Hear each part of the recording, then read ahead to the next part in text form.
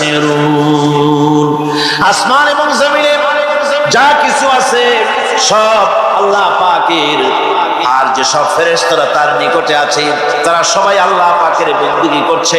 আল্লাহ পাকের বندگی করার ভিতরে কেউ ত্রুটি করছে না। ইউসাব্বিহুনাল লাইলা ওয়ান নাহারা লা ইয়াফতুরুন, তারা রাত দিন তার প্রশংসা কীর্তনে মাথা নত করে দিয়ে কোন রকমের বিশ্রাম ছাড়া, শৈথিল্য ছাড়া সব আল্লাহ পাকের জিকির করছে, তাসবিহ করছে, আনুগত্য করছে। আকাশের সমস্ত ফেরেশতারা, কত ফেরেশতা তার তো কোনো ঠিক ঠিকানা নাই। কত লক্ষ লক্ষ ফেরেশতা আছে, শুধু রুকুর হালতে আছে, কেউ তো সিজদার হালতে আছে, কেউ তো কিয়ামের হালতে আছে, আর যার উপরে যে ডিউটি আছে সেই ডিউটি পালন করছে। সব আল্লাহ পাকের আনুগত্য করে চলছে। এভাবে করে আল্লাহ পাক বলছেন যে আমার আনুগত্য এবং আমার তাসবিহ, আমার গুণকীর্তন করার জন্য সবাই এর মধ্যে ব্যস্ত আছে। ইউসাব্বিহু লিল্লাহি মা ফিস সামাওয়াতি ওয়া মা ফিল আরদ আল মালিকিল কুদ্দুসিল আজিজিল হাকীম। ইউসাব্বিহু লিল্লাহি, তাসবিহ পড়ছে, সাব্বাহা ইউসাব্বিহু তাসবিহান, তাসবিহ পড়েছে, তাসবিহ পড়ছে, তাসবিহ পড়বে।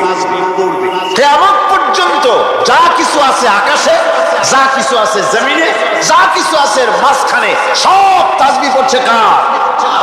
আল্লাহ পাকের জিকির করছে, তাসবিহ করছে। হযরত ইউনূস আলাইহিস সালাম মাছের পেটে যখন ঢুকে পড়েছিলেন, যখন নিজের জীবন সম্পর্কে হতাশ হয়ে গিয়েছিলেন, তখন তিনি শুনতে পাচ্ছিলেন চতুর্দিকে যে সমস্ত জলচর প্রাণী আছে, হাত্তাকে সমুদ্রের তলদেশের, দরিয়ার তলদেশের বালুকণা, পাথরের নুড়ি, শৈবাল, সব কিছু থেকে আল্লাহ পাকের জিকির হচ্ছে। ভিতর থেকে আওয়াজ আসতেছে, আল্লাহ আল্লাহ আল্লাহ আল্লাহ আল্লাহ আল্লাহ আল্লাহ আল্লাহ আল্লাহ। জোরে বলেন আল্লাহ আল্লাহ আল্লাহ আল্লাহ আল্লাহ আল্লাহ আল্লাহ।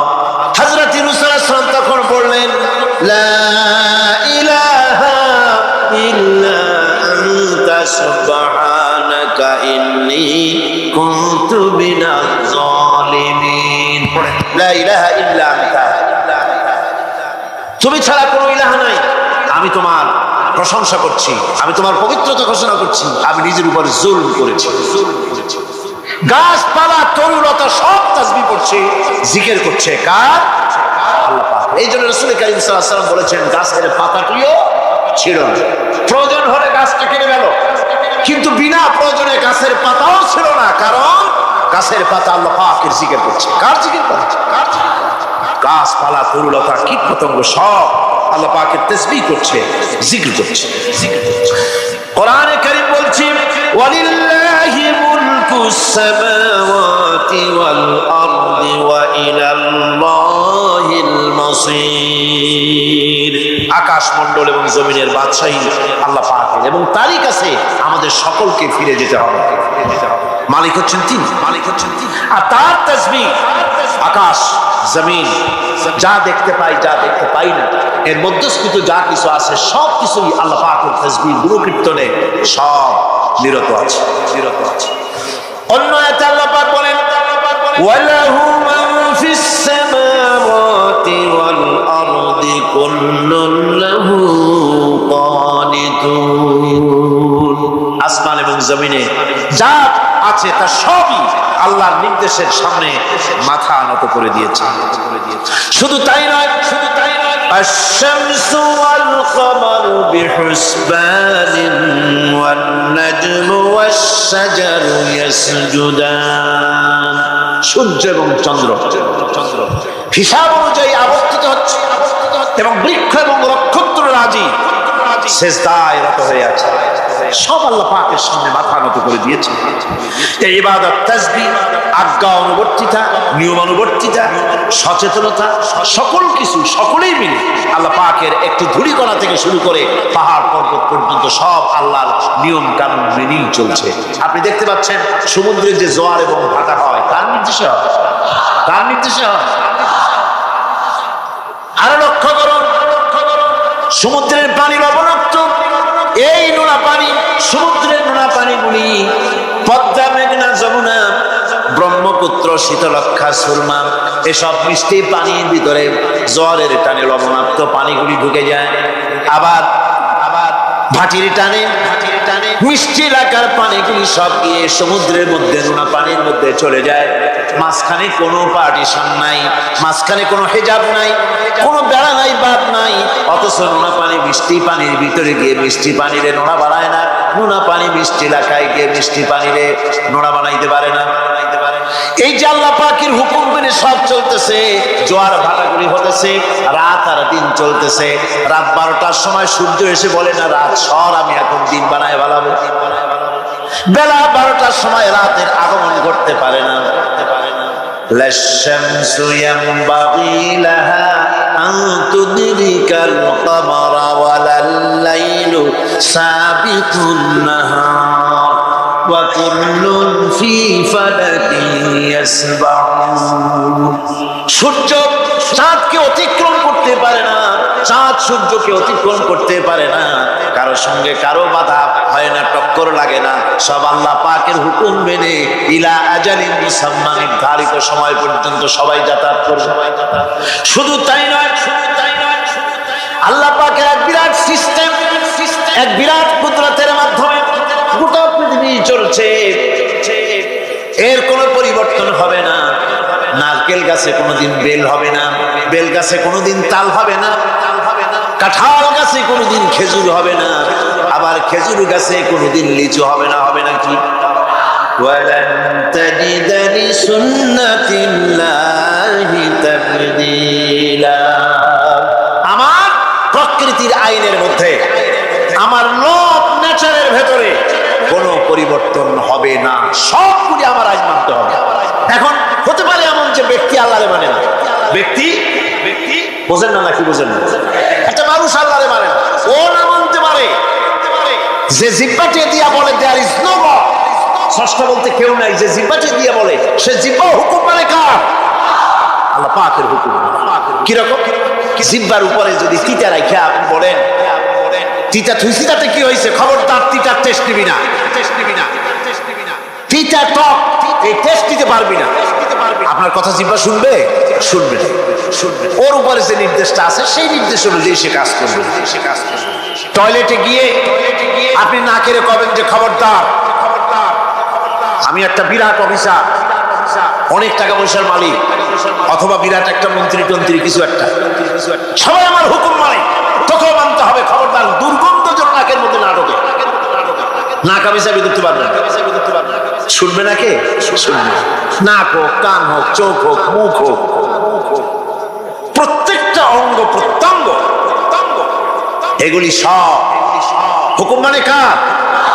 হতে পারে ব্যক্তি আল্লাহকে অস্বীকার করে বসতে, আল্লাহকে বললো যে আল্লাহ নাই, সব এমনি এমনি হয়, সব এমনি এমনি। এটা কপাল পড়ার লক্ষণ।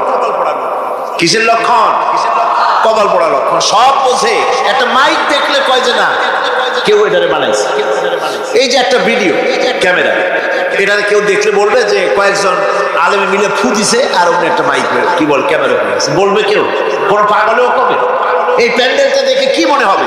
4-5 জন পিসা ভাইসা কোসাইর করে দাঁড়াইয়া ফু দিছে, সাথে সাথে প্যান্ডেল হয়েছে। এটা কথা হইল? একটা ছোট্ট টেবিল, একটা চায়ের কাপ দেখলে বলে মানুষ বলে নিশ্চয়ই এটা কেউ বানাইছে।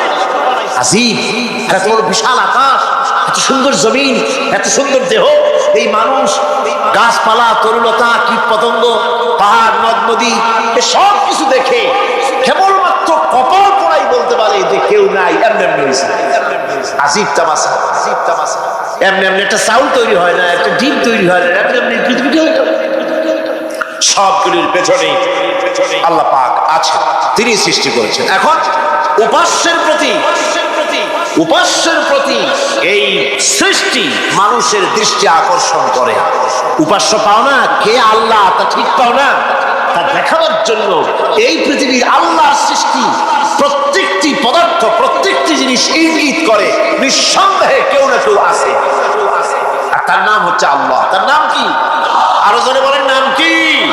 আল্লাহ পাক। এখন প্রশ্ন ওঠে, আল্লাহরে বানাইছে কেনা? বলে তো, মুরগি আগে না ডিম আগে? ডিম যদি আগে হয়ে থাকে তো ডিম ডালে পারলো কে? আর মুরগি যদি আগে হয়ে থাকে, কোথার থেকে মুরগি এসে উড়ে এসে উড়ে বসলো, আইলো কই থেকে? আল্লাহ যদি একজন থেকেই থাকেন তাহলে তার স্রষ্টা। এই প্রশ্ন তুলেছেন বার্টন রাসেল। প্রশ্ন তুলেছে স্রষ্টার স্রষ্টা কে? আমি দেখলাম এক আর্মি অফিসার একটা বই লিখেছেন, আমার এত ভালো লাগলো। বইটার নাম হচ্ছে আল কোরআন দ্য চ্যালেঞ্জ, মহাকাশ পর্ব।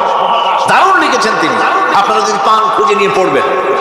সে বইয়ের শেষ ভাগে গিয়ে তিনি এটার জবাব দিয়েছেন, স্রষ্টার স্রষ্টাকে তাই তুমি তালাশ করো। কানা চায় মানে পুজো চায় শীতই শুইতে। একটা লবণ কণার দৃষ্টান্ত তিনি দিয়েছেন। একটা লবণ কণা, একটি লবণ কণার ভিতরে যতগুলি মলিকুল থাকে, একটা লবণ কণার ভিতরে যতগুলি ক্যালাস থাকে, একটা লবণ কণার ভিতরে যতগুলি উপকরণ আর উপাদান থাকে, অর্থাৎ একটা লবণ কণা যত উপকরণ, যত উপাদান ধারণ করে, তার ধারণ ক্ষমতা যতখানি, এতখানি জিনিস ধারণ করতে 1000 বার্টন রাসেলের মগজের দরকার। একটা লবণ কণা, সেইটা চিন্তা করাই কঠিন। আর এত বড় মহাবিশ্ব যিনি সৃষ্টি করেছেন তার স্রষ্টাকে তালাশ করতে চাও, এটা কি স্বাভাবিক কথা? এটা পাগলের প্রশ্ন হতে পারে, এটা পাগলের প্রশ্ন হতে পারে। গ্যাগারিন টিটপ প্রথম মহাশূন্যচারী ছিল। গ্যাগারিন বেটা মহাশূন্য ঘুরে ঘুরে আসে, কয় কি? কয় যে মুসলমানেরা যারে কয় আল্লাহ, হিন্দুরা যারে কয় ভগবান, খ্রিস্টানরা যারে কয় গড। মহাশূন্য এত ঘুরলাম, আল্লাহরও দেখলাম না, ভগবানও দেখলাম। আজীব তামাশা। তুমি তো তোমার শরীরটাই দেখো না, তোমার শরীরটাই তো তুমি দেখতে পাও না। তোমার মাথার টানুটা কেমন তা কি দেখছো কখনো? আয়না নিচের দিকে দিয়ে, ঠ্যাং উপরের দিকে দিয়ে তাকাইলে যদি দেখো মাথার টানো কেমন। নিজের ঘাট দেখো না, পিঠ দেখো না, নিজের হিপ দেখতে পারো না। আয়না টায়না সাইড পাশখান না নিয়ে দেখার উপায় নাই কোন জায়গায় কি আছে শরীরে। নিজের শরীরটাই দেখো না, কত বড় সাহস! এই শরীরের স্রষ্টাকে দেখতে চাও? কোন দৃষ্টি শক্তি তাকে মুহাইয়া করতে পারবে না। তার দৃষ্টি সকলকে আয়ত্ত করবে, কিন্তু পৃথিবীর কোন দৃষ্টি শক্তি তাকে আয়ত্তের ভিতরে নিতে পারবে না। মুসা আলাইহিস সালামের মতো পয়গম্বর, তিনি বলেছিলেন রব্বি আরিনি, রব্বি আরিনি, আল্লাহ আমি তোমারে দেখতে চাই। আল্লাহ পাক বলেছেন লান তারানি, কখনোই দেখতে পারবে না। সুবহানাল্লাহ। সুতরাং এই পৃথিবীর সবকিছু ইঙ্গিত করে যে একজন আছেন। এই ফুলের সৌন্দর্য যিনি দিলেন, ফুল দেখা যায়, সৌন্দর্য দেখা যায়, কিন্তু গন্ধ দেখা যায় না। এই পানির মিষ্টতা, মিষ্টি পানি, ফুলের গন্ধ, জোনাকি পোকার আলো, এই যে সুন্দর সুন্দর জিনিস দিয়ে আল্লাহ পাক এই বিশ্বকে সজ্জিত করেছেন, এ সব কিছুই ইঙ্গিত করে নিঃসন্দেহে একজন আছেন। আর যিনি আছেন তার নাম হচ্ছে কি? আল্লাহ। জোরে বলেন, তিনি কে? আল্লাহ। এখন এই স্রষ্টাকে চিনতে মানুষের বড্ড হয়রানি। স্রষ্টাকে চেনার জন্য, এই স্রষ্টাকে খোঁজার জন্য, চেনার জন্য মানুষ শক্তি পূজা আরম্ভ করলো। ওই যে আমি আগে বলেছি, মানুষের মধ্যে একটা স্বাভাবিক প্রেরণা এই কারো না কারো সামনে মাথা নত করে দেবে। সেজন্য মানুষ, কেউ তো আগুনকে পূজা করলো, আগুনের ভিতরে শক্তি আছে বলে আগুনের সামনে মাথা নত করে দিল, পাহাড়ের সামনে মাথা নত করে দিল, মূর্তি বানাইয়া মূর্তির সামনে মাথা নত করলো, কাঠের মূর্তি, মাটির মূর্তি বানাইয়া তার সামনে মাথা নত করে দিল। এগুলির সামনে যদি তুমি মাথা নত করলে, এগুলি কি মাছির মতো একটা ছোট্ট প্রাণীও বানাতে পারবে? এই চ্যালেঞ্জ কার? আল্লাহ পাক। কোরআন শরীফে আল্লাহ পাক বলেছেন, নবী ওদের বলে, ওরা কি মাছির মতো ছোট্ট একটা প্রাণী বানাতে পারবে? পারবে না।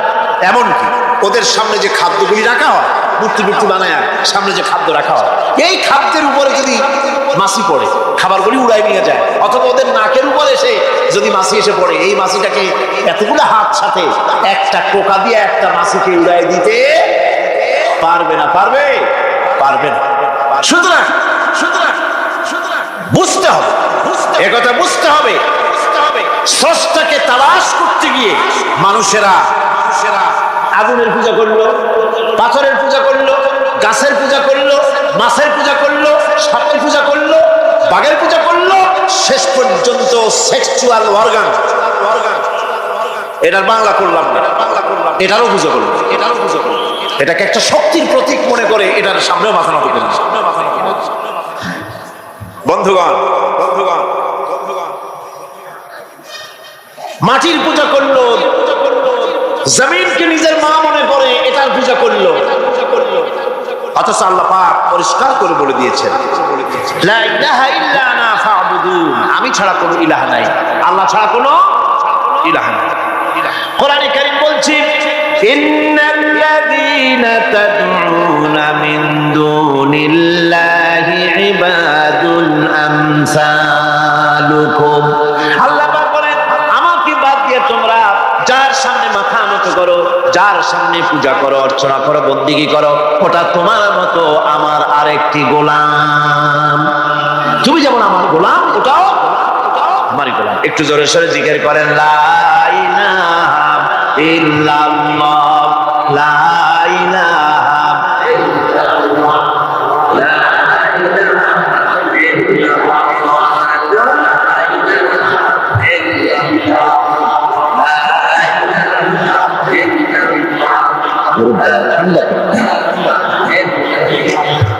লা ইলাহা ইল্লাল্লাহু মুহাম্মাদুর রাসূলুল্লাহ।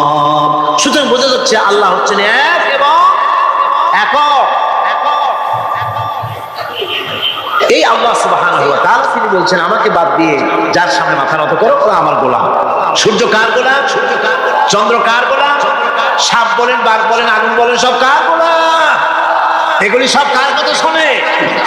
আগুন যতই পূজা করেন, আগুনের মধ্যে আপনি পড়লে আগুন কি ছাড়বে? ছাড়বে না। তবে হ্যাঁ, আগুনের মালিক যদি বলে তাহলে ছেড়ে দিবে, ঠিক কি? ইব্রাহিম আলাইহিস সালামকে আগুনের ভিতরে যখন ফেলে দেওয়া হচ্ছে, ফেরেশতা বলতেছিল, আমার কাছে সাহায্য চাও, আগুন থেকে বাঁচায় দেই। হযরত ইব্রাহিম বলেছিলেন, আমার তো পরীক্ষা হতেছে, ইমতিহান হতেছে, আমাকে ডিস্টার্ব করো না, আমি তোমার কাছে কেন সাহায্য চাইবো? আমি আগুনে পুড়লে পরে আমার মাবুদ, আমার খোদা, আমার আল্লাহ তিনি যদি খুশি হন, তাহলে আমার এমন আল্লাহকে খুশি করার জন্য 1000 বার পড়তে রাজি আছি। তোমার কাছে কেন সাহায্য চাইবো?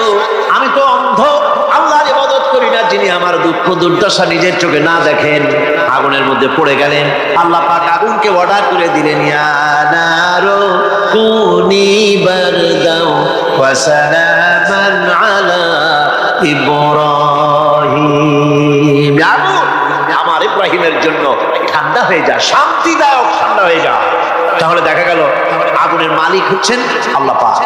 আল্লাহ পাক যদি কোনো পূজা করা রাখবেন আগুনের পূজা করা তো হারাম।